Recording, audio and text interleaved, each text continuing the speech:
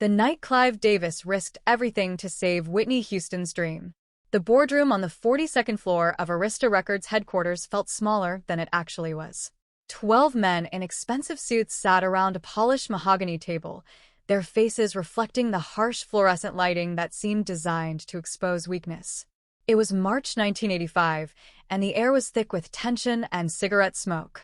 At the head of the table sat Clive Davis, president of Arista Records, holding a folder that contained the future of a 21-year-old singer from Newark, New Jersey. A singer that half the men in this room wanted to drop before she ever released a single song. Clive hadn't slept in 3 days.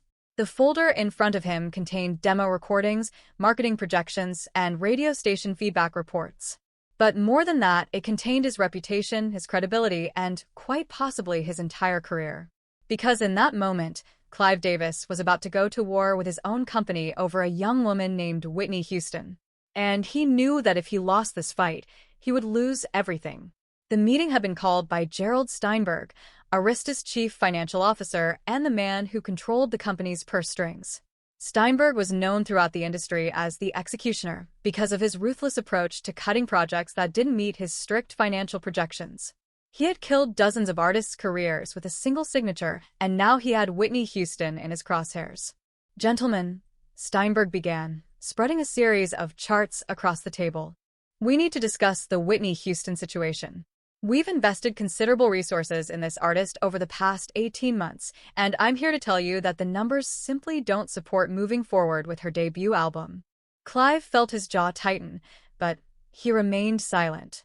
He had learned long ago that the first person to speak in a boardroom battle was often the first person to lose. He needed to hear their full argument before he could dismantle it piece by piece.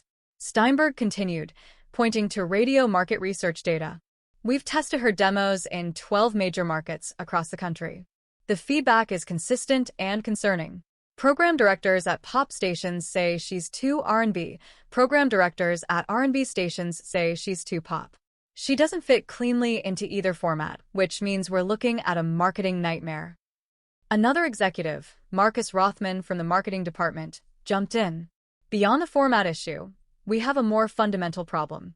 The pop market in 1985 is dominated by artists like Madonna, Cyndi Lauper, and Whitney's own cousin Dionne Warwick had a massive hit last year, but that was a novelty duet. The data shows that solo black female artists struggle to achieve sustained success in the pop mainstream. It's not a judgment, it's just the reality of the market." Clive's hands gripped the edge of the table, his knuckles turning white. What they were really saying, what they were dancing around with their charts and market research, was something uglier than they wanted to admit. They were saying that radio stations across America weren't ready to play a young black woman's voice in heavy rotation. They were saying that MTV, which had only reluctantly started playing Michael Jackson videos 2 years earlier, wasn't going to support an unknown black female artist. They were saying that racism was going to determine this young woman's fate, and they wanted to hide behind data and projections rather than admit it. "We've run the projections," Steinberg said, pulling out another set of documents. "Even with optimal market conditions, which we don't have, we're looking at first-week sales of maybe 30,000 units. That doesn't justify the $250,000 we've already spent on production, and it certainly doesn't justify the additional $400,000 we'd need to spend on promotion and marketing." Robert Henderson, head of A&R, spoke up. "I hate to pile on, but I need to add something. I've been in this business for 25 years, and I've seen a lot of talented singers come and go. Whitney Houston is technically proficient, no question, but she lacks star quality. She's shy, she's awkward in interviews, and frankly, she doesn't have the stage presence we need for a major pop launch. We'd be better off cutting our losses now and reallocating these resources to artists who have a better chance of success." The room fell silent. 11 men looked at Clive Davis, waiting for his response. They expected him to be diplomatic, to thank them for their input, to maybe propose some compromises. What they didn't expect was what happened next. Clive stood up slowly, his chair scraping against the floor with a sound that seemed to echo through the suddenly silent room. He picked up the folder in front of him, walked to the window, and stood there for a long moment, looking out at the Manhattan skyline. When he finally spoke, his voice was quiet but carried the weight of absolute conviction. "Gentlemen," Clive began, still facing the window, I'm going to tell you a story. In 1983, I was invited to perform at a small club in Manhattan. I was scouting talent, looking for something special.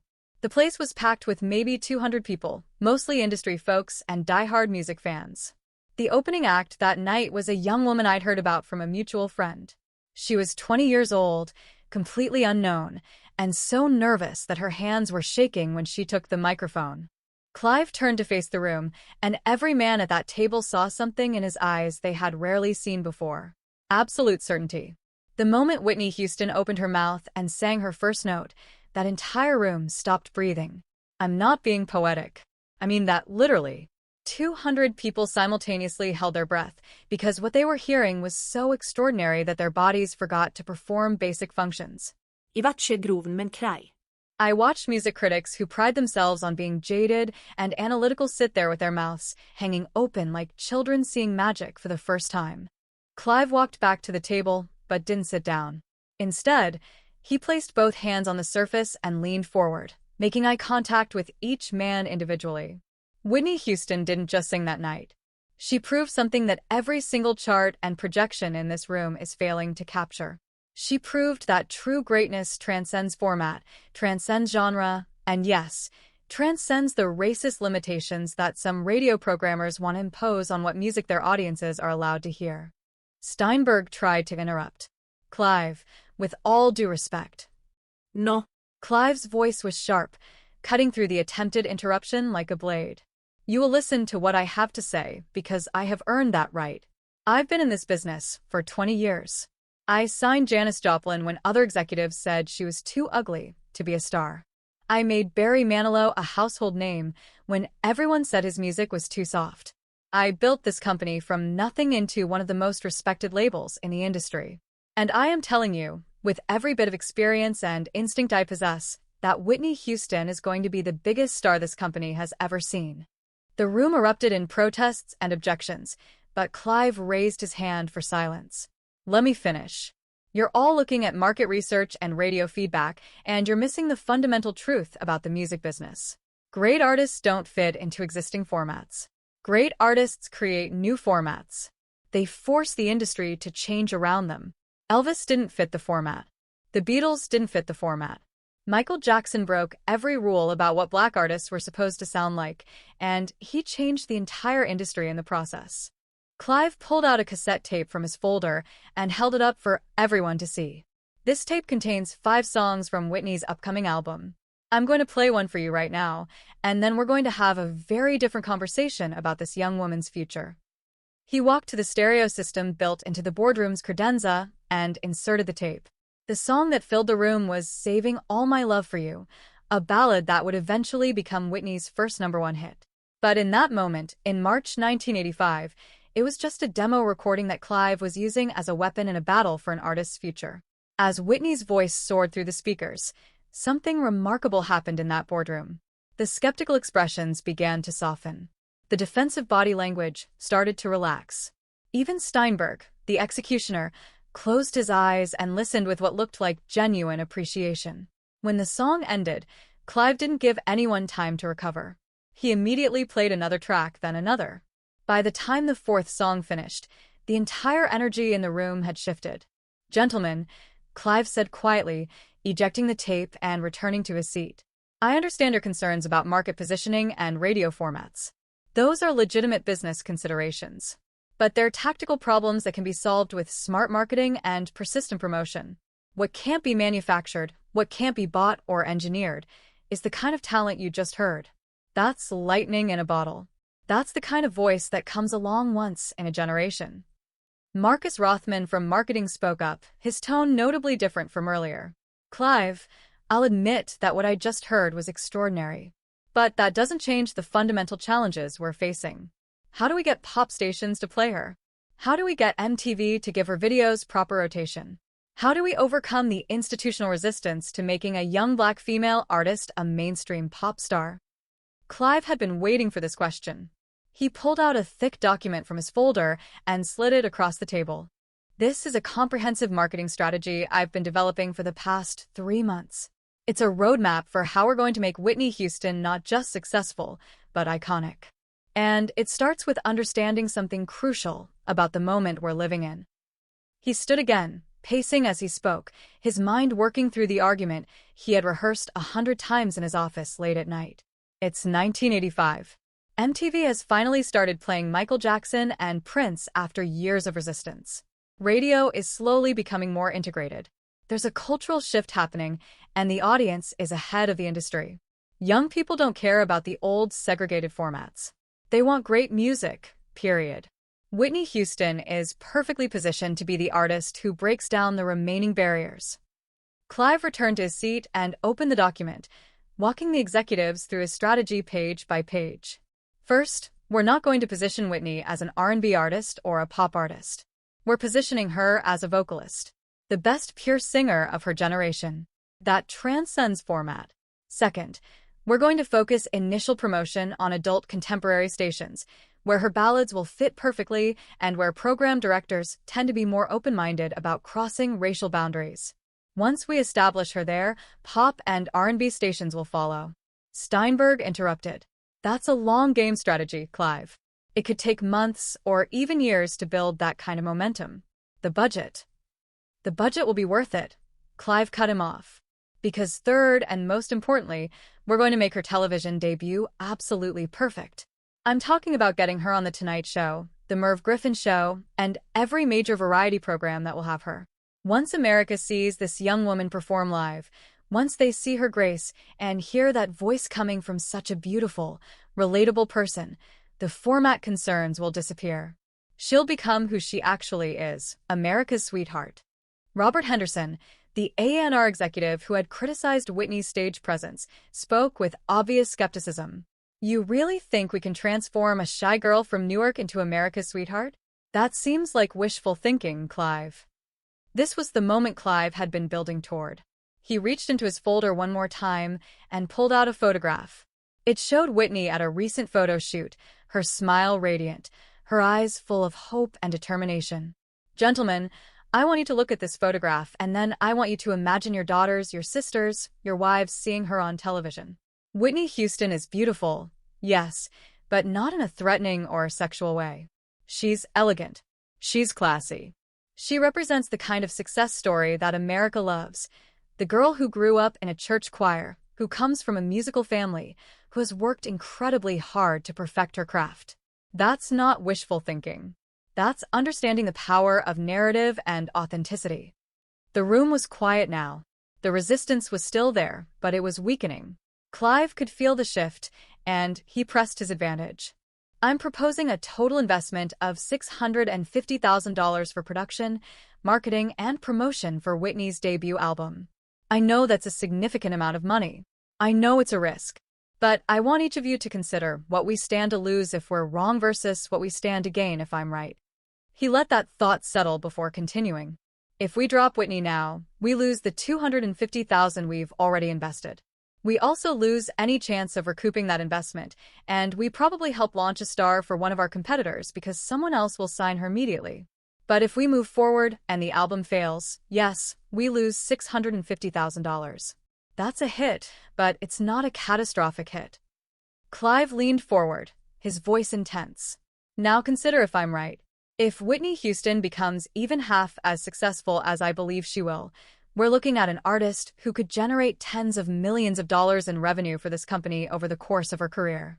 She could become a franchise artist, the kind of talent that defines a label for decades. That's not just a win.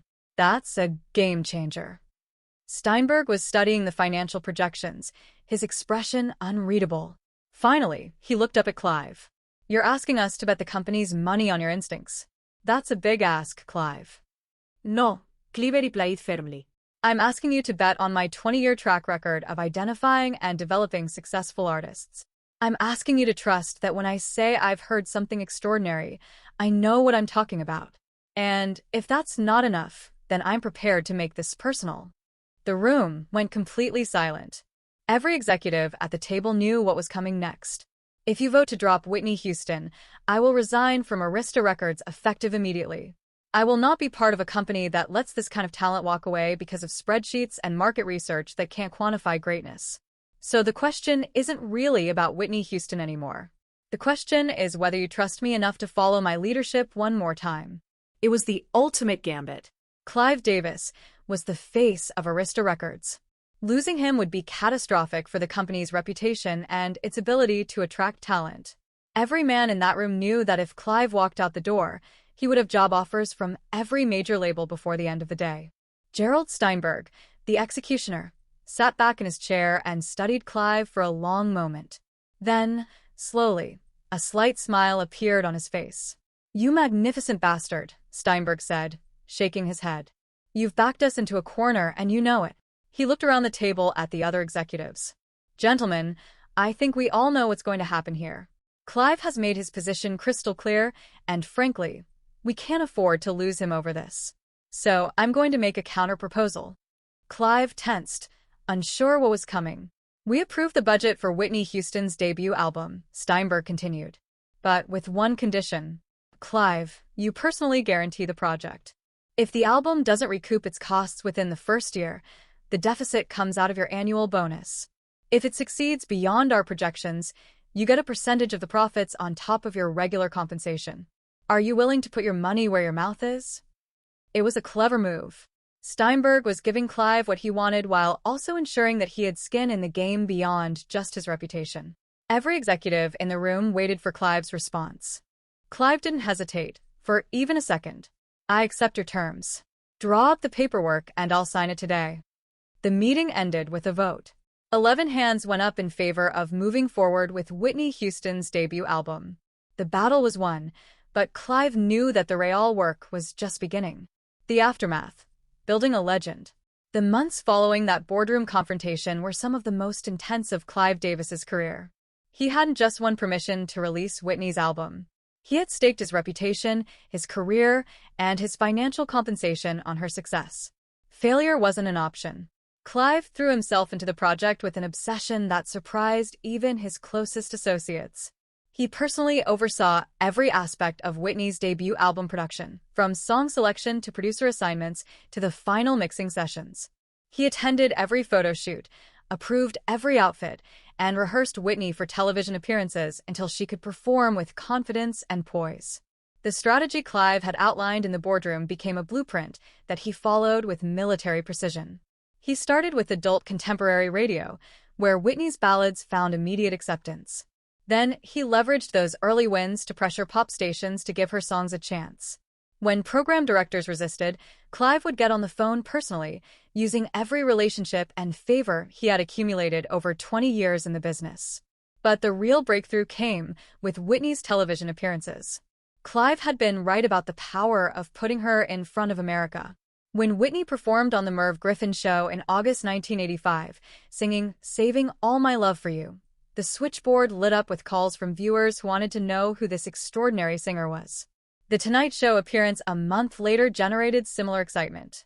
Whitney Houston's debut album was released on Valentine's Day 1986. The first week's sales numbers came in at 78,000 units, more than double Steinberg's pessimistic projections. By the end of the first month, the album had sold 300,000 copies and was climbing the charts rapidly. "Saving All My Love for You" became Whitney's first #1 hit on the Billboard Hot 100 in October 1985, even before the full album was released. It was followed by "How Will I Know" and "Greatest Love of All," both of which also reached #1. Whitney Houston became the first artist in history to have 3 #1 hits from a debut album. But the commercial success was only part of the story. What Clive had really accomplished was something more profound. He had forced the music industry to reconsider its assumptions about race, format, and crossover appeal. Whitney Houston proved that a black female artist could dominate pop radio, sell millions of albums, and become a cultural icon without compromising her authentic voice or conforming to limiting stereotypes. The album eventually sold over 25 million copies worldwide, making it one of the best-selling debut albums of all time. At the Grammy Awards in 1986, Whitney won her first Grammy, and when she took the stage to accept the award, she thanked Clive Davis first. "There's a man who believed in me when no one else did," Whitney said, tears streaming down her face. "A man who risked everything to give me a chance. Clive Davis, you changed my life, and I will love you forever for that." Backstage after the ceremony, Clive and Whitney shared a private moment that would define their relationship for the rest of her life. "You know what the best part of all this is?" Clive said, his own eyes moist with emotion. "It's not the sales numbers or the chart positions or even the Grammy. It's knowing that we proved all those executives wrong.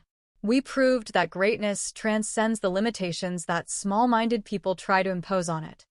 Whitney hugged him tightly. "You didn't just give me a career, Clive. You gave me dignity. You fought for me when I couldn't fight for myself. I won't ever forget that." The legacy, a relationship that transcended business. The bond between Clive Davis and Whitney Houston that was forged in that boardroom battle in March 1985 remained strong throughout her career. Even as Whitney's personal life became increasingly troubled, even as addiction and toxic relationships threatened to destroy everything she had built, Clive never gave up on her. When Whitney's voice began to deteriorate in the late 1990s due to drug use, Clive was the one who arranged for the best vocal coaches and medical specialists. When her marriage to Bobby Brown became publicly destructive, Clive was the one who privately urged her to leave, though he never made his concerns public out of respect for her privacy. In 2009, when Whitney attempted a comeback after years of personal struggles, it was Clive who championed her return. He produced her comeback album, I Look to You, and when critics questioned whether she still had the voice that had made her famous, Clive defended her fiercely. "Whitney Houston at 70% is still better than most singers at their absolute best," he said in interviews. "The voice may have changed, but the heart, the soul, the essence of what makes her special is still there." The last time Clive saw Whitney alive was at a pre-Grammy party on February 11, 2012.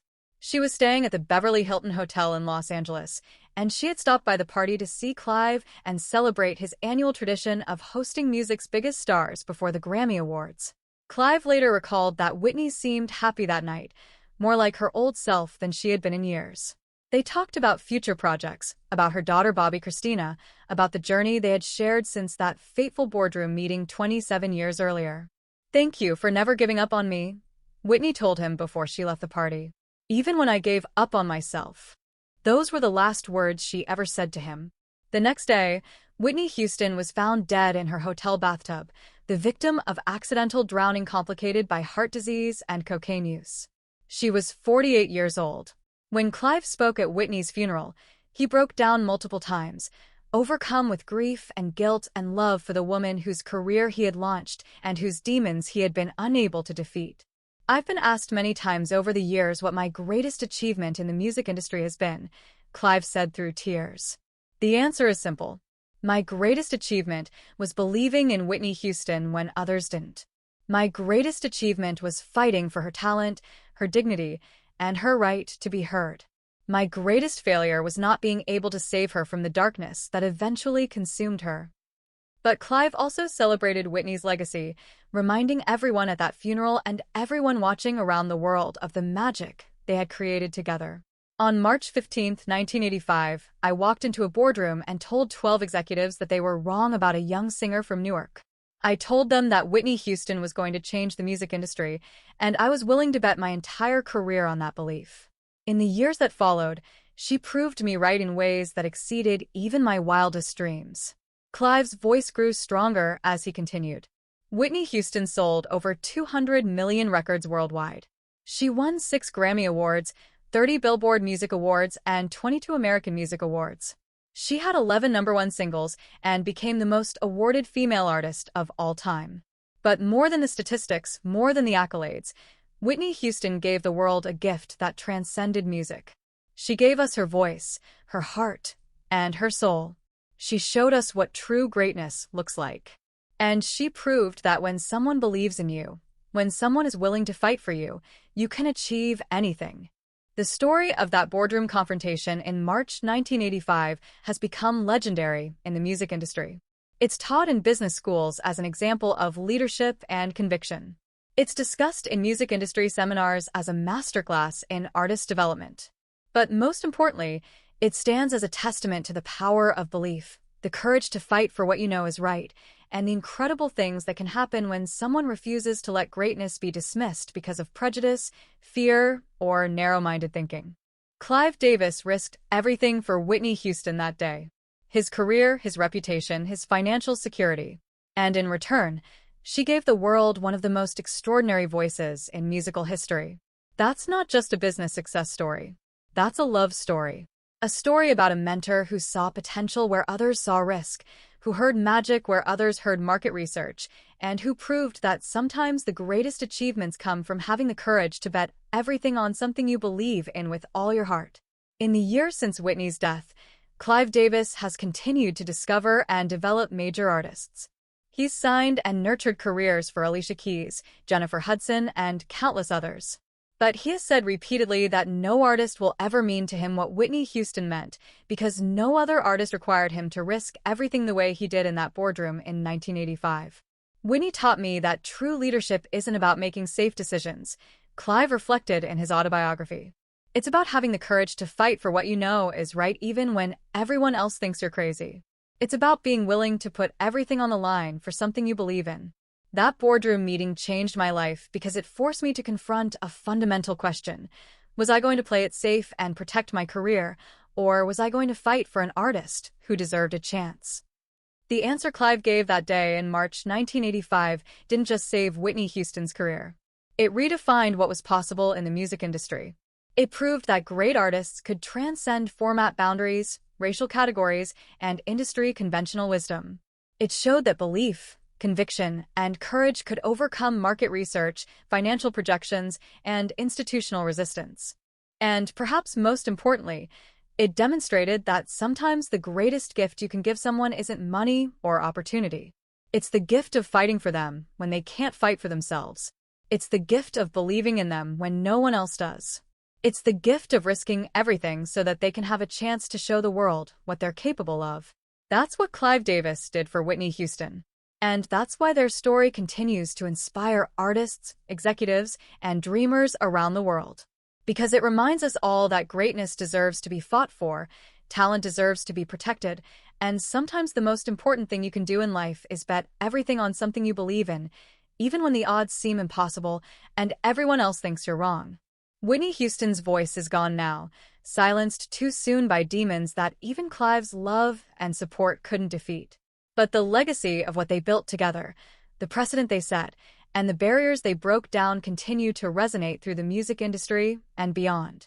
Every time a young artist from an underrepresented background gets a fair chance, every time someone in power chooses to fight for talent over playing it safe with formula, every time belief triumphs over market research, the spirit of what happened in that boardroom in March 1985 lives on.